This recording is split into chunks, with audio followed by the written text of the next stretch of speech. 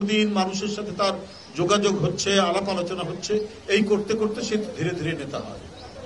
যখন এই আনুপাতিক ভোটের বিষয়টি আসবে তখন তো দলকে ভোট দিবে, দল তারপরে বেছে বেছে তার লোকদের এমপি বলে ঘোষণা করবে। তাহলে তো আরো বেশি স্বৈর শাসনের দিকে ঠেলে দেওয়া হবে। স্থানীয় পর্যায়ে আর কোন নেতৃত্ব থাকবে না। স্থানীয় পর্যায়ে কেউ আর নিজেদেরকে গড়ে তুলে একটা ক্যারিয়ার তৈরি করবে, সেটি তো করতে পারবে না। আমরা চেয়েছি সেই ভোট, চিরায়ত গণতন্ত্রের যে ভোট, যারা বৈধ ভোটার তারা ভোট দিয়ে, সর্বোচ্চ ভোট দিয়ে তার এলাকায় প্রতিনিধি নির্বাচন করবে। যে দলের প্রতিনিধিরা সবচেয়ে বেশি ভোট পাবে তারা সরকার গঠন করবে। এই 18 কোটির দেশ, যেখানে প্রায় 12 কোটির মতো ভোটার, সেখানে আপনি কিভাবে এই আনুপাতিক ভোটের কথা আপনারা বলছেন? এটা তো আমরা বুঝতে পারছি কিসের জন্য।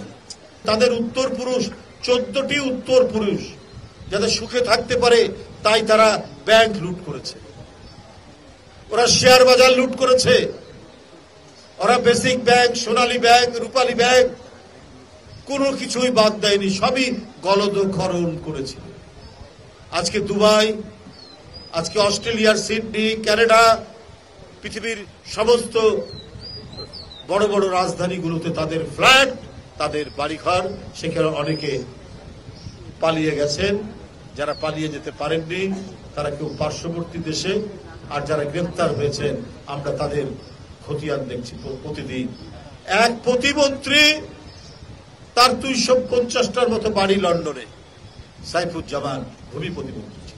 তাহলে বলুন, প্রতিমন্ত্রীর যদি এই অবস্থা হয় তাহলে পুরমন্ত্রী তাহলে কত বাড়ি করেছেন দেশের বাইরে।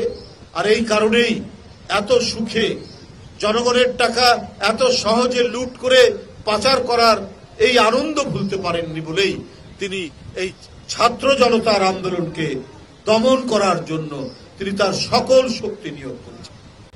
তিনি চেয়েছেন আরো রক্ত দেখতে, তিনি চেয়েছেন আরো আবু সাইদ ঝরে যাক, তিনি চেয়েছেন আরো আহরাব ঝরে যাক, তিনি চেয়েছেন আরো মুগ্ধ ঝরে যাক, কিন্তু তার সোনার সিংহাসন, ময়ূরের সিংহাসন যেন ঠিক থাকে। এই নিষ্ঠুর ঘাতক মহিলা, উনি কিছুই মানতে চান। আইনের শাসন পা দিয়ে তিনি দমন করেছেন, উনি ন্যায় বিচার পা দিয়ে দুমড়ে মুচড়ে ফেলেছেন, উনি সবকিছু ধ্বংস করে দিয়েছেন বাংলাদেশে।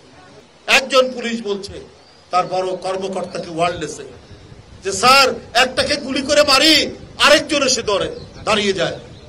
বীরত্বের এর চাইতে আর কি দৃষ্টান্ত হতে পারে? তাই আমরা যারা গণতন্ত্রের পক্ষের শক্তি, আমাদেরকে সজাগ থাকতে হবে। আমাদের দ্বারা যেন কোন সাধারণ মানুষ কোনো ক্ষতিগ্রস্ত না হয়। এখানে বিএনপির আরো অন্য সংগঠনের নেতৃবৃন্দ আছেন, আর আমাদের চিকিৎসক বৃন্দ তো আছেন। কোন চাঁদাবাজি, দখলবাজি কোনো কিছুর সাথে বিএনপির কোন অঙ্গ সংগঠন বা বিএনপির কোন নেতার যেন নাম না শোনা যায়, কোন মানুষ যেন আমাদের আচরণে ব্যথিত না হয়, আপনাদের সেইটি দেখতে হবে। কারণ আমরা যদি গণতন্ত্রকে শক্তিশালী করতে চাই তাহলে আমাদের সমাজ এবং রাষ্ট্রকে গণতন্ত্রের পালাবদল, গণতন্ত্রের ধারাবাহিকতা রক্ষার জন্য আমাদের এই সমাজকে আইনের শাসন প্রতিষ্ঠা করতে হবে, ন্যায় বিচার প্রতিষ্ঠা করতে হবে। যেন একটা গরিব রিক্সাওয়ালা, একটা সিএনজিওয়ালা, সে যদি ভুক্তভোগী হয়, সে যেন আদালতে গিয়ে ন্যায় বিচার পায়। সেটাই হচ্ছে গণতন্ত্রের সবচাইতে বড় বৈশিষ্ট্য, সেটাই হচ্ছে গণতন্ত্রকে শক্তিশালী করার সবচাইতে বড়